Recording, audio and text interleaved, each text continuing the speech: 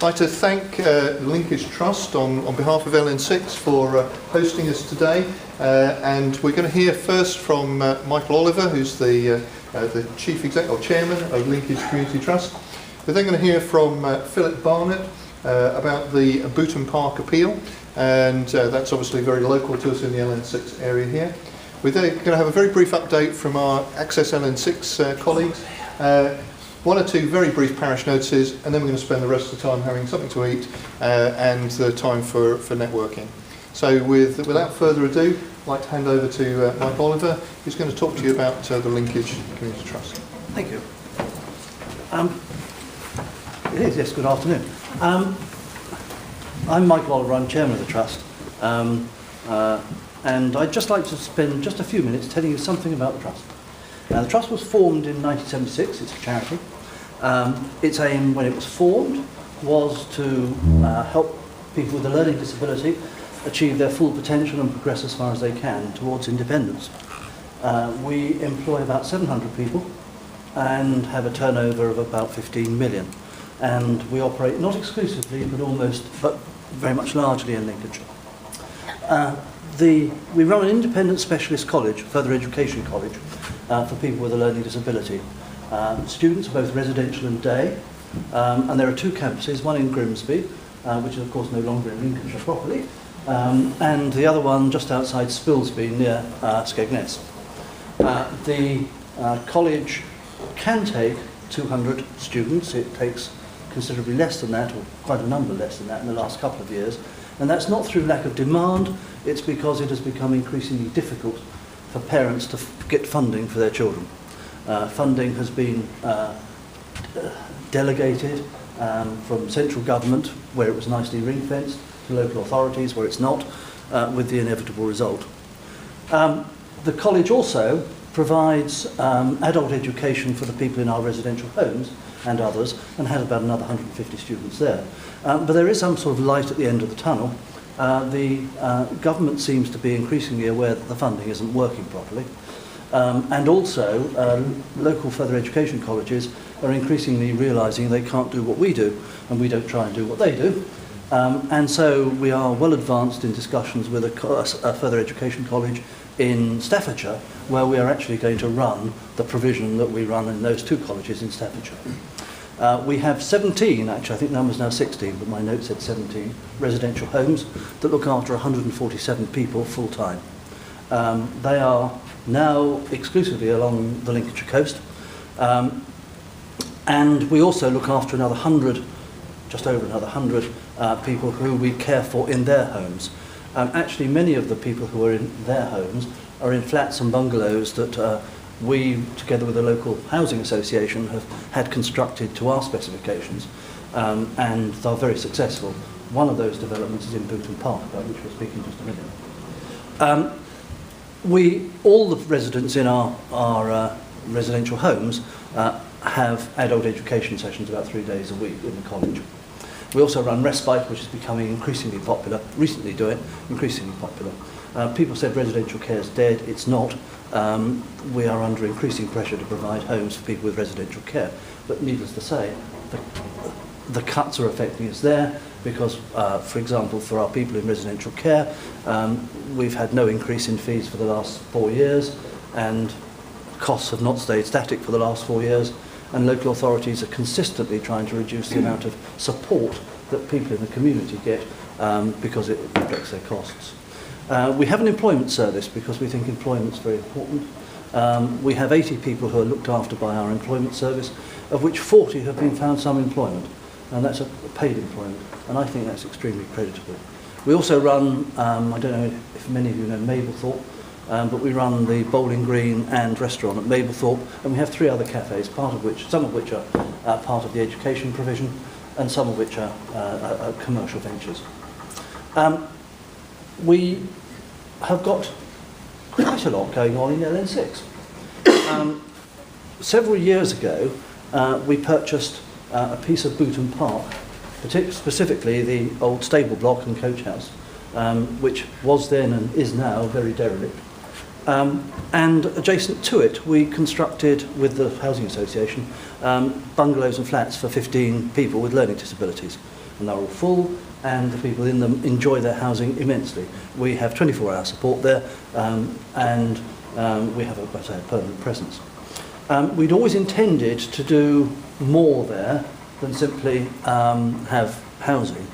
And we were delighted, and I won't pinch much more of Philip's thunder, we were delighted last year to get a 2.7 million grant from the Heritage Lottery Fund to do works generally renovating the park and providing some facilities, specifically a commercial greenhouse, a cafe, and converting the derelict listed, unfortunately, stable block into an education centre. But Philip will speak about that. We've also got we did have a residential home on Skellingthorpe Road, Sampson House. I don't know, it's hidden behind some trees, so probably none of you have seen it, opposite the park. It was a large building. It was a former council children's home, and it looked like a fairly typical 1960s council children's home. It was becoming increasingly difficult to maintain and expensive, and it was, to be honest, for us, too big. It had 15 residents. We think 15 residents is getting towards being institutional. We would rather have residential homes of 8, 9, 10 people, because then it's their home. And so the house no longer has any residents in it. We closed it as a residential home at the end of last year, and we're in advanced stage in negotiations with our friendly housing association again and the local authority, all of whom are very keen to put some housing on the site, part of which will be a replica of the 15 houses, not replica, it won't be exactly the same, but will be another, what we call Boultham Park Rookery Court, the 15 odd residential home flats which people have as their home, where we support them. So that broadly is what Linkage does. It's a challenging time for, I think, most charities. It's particularly challenging for us, we think, because most of our funding comes from local authorities and from central government, and I'm not trying to mitigate, not trying to underestimate the pressure that those particularly local authorities are under to match their budgets.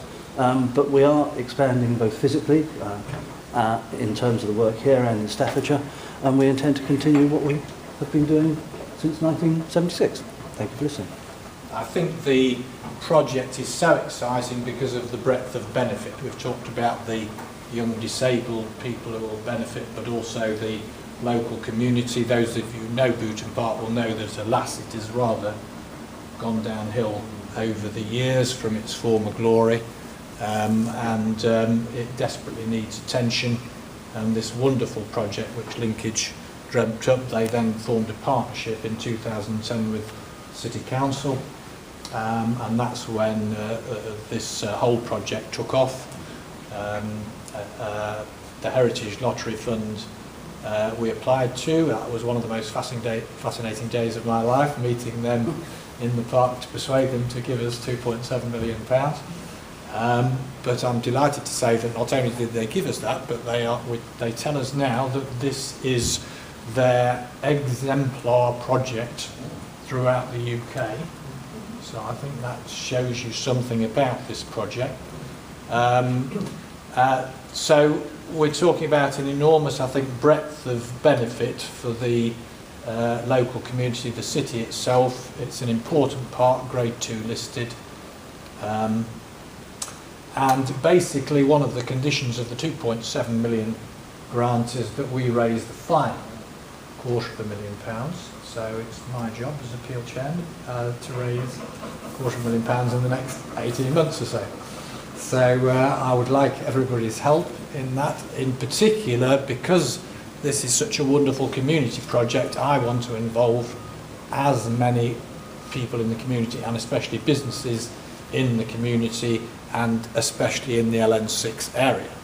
So already, for instance, I have my own firm and Sills and Betteridge solicitors who very kindly agreed to do very imaginative schemes within their business to give a certain amount for each transaction, and then propose the park to, let's say, the people who are buying a property.